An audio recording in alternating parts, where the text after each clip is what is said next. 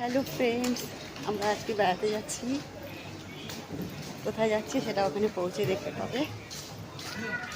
Main রোডে চলে আসলাম আমরা। এখন দেখা যাক কি নেওয়া যায়, বাসে যাওয়া যায় না অটোতে যাওয়া যায় সেটা পরে দেখা যাচ্ছে। এখন তো হেঁটেই চলছি আমরা। আর ছেলে দেখো ললিপপ খাচ্ছে। একটা অটোতে সবাই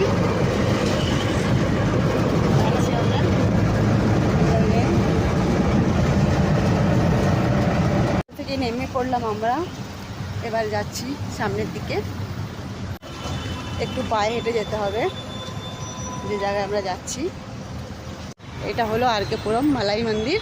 তো আমরা এখন মালাই মন্দিরের ভেতরে প্রবেশ করব। এদিকে ফুলের দোকানগুলো দেখো কি সুন্দর লাগছে, ফুলগুলো এখানে সব ফুল পাওয়া যায়। ভেতরে চলে আসলাম। ভেতরে এসে একটু হাত পা ধুয়ে নেওয়া হলো। এবার যাওয়া হবে ভেতরের দিকে।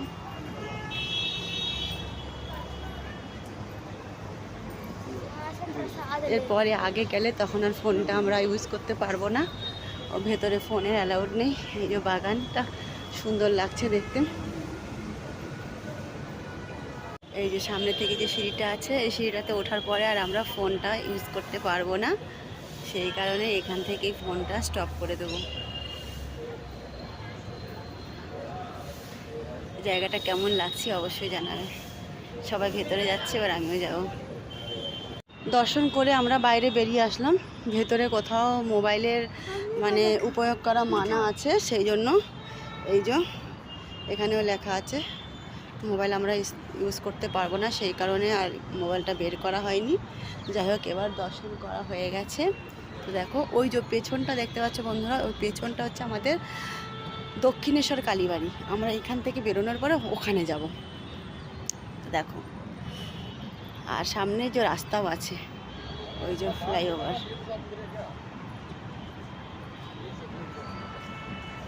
ধীরে ধীরে এখন অনেক শ্রদ্ধালু আসছে দর্শন করতে। যত সন্ধে হবে তত অনেক বেশি আসবে।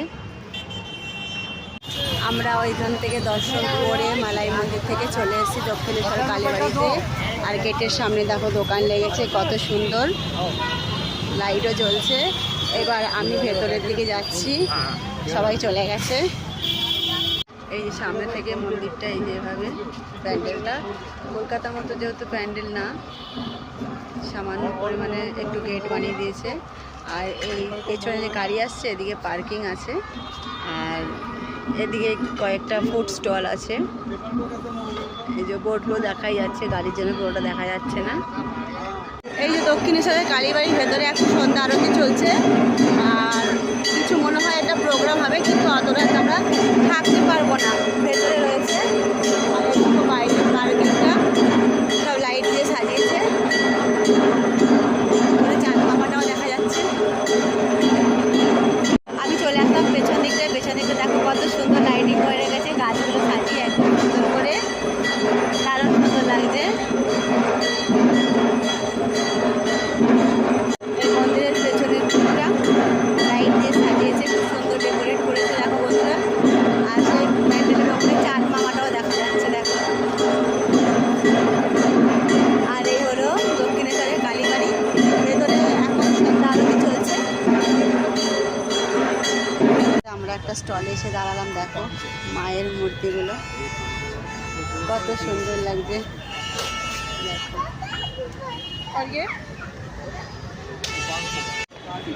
লাস্টে আমরা পছন্দ করার পরে এই মূর্তি নিয়ে নিলাম দুটো।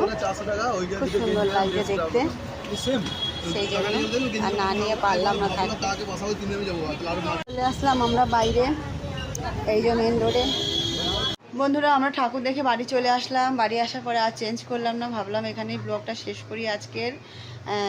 যেটা আমরা মন্দিরের ব্লগটা সেটা এখানেই শেষ করছি। এসে কেমন হয়েছে আমাদের দক্ষিণেশ্বরের কালীবাড়ি আর আইয়াপ্পা মন্দির দুটোই কেমন লাগলো দেখতে অবশ্যই কমেন্টের মাধ্যমে জানাবে।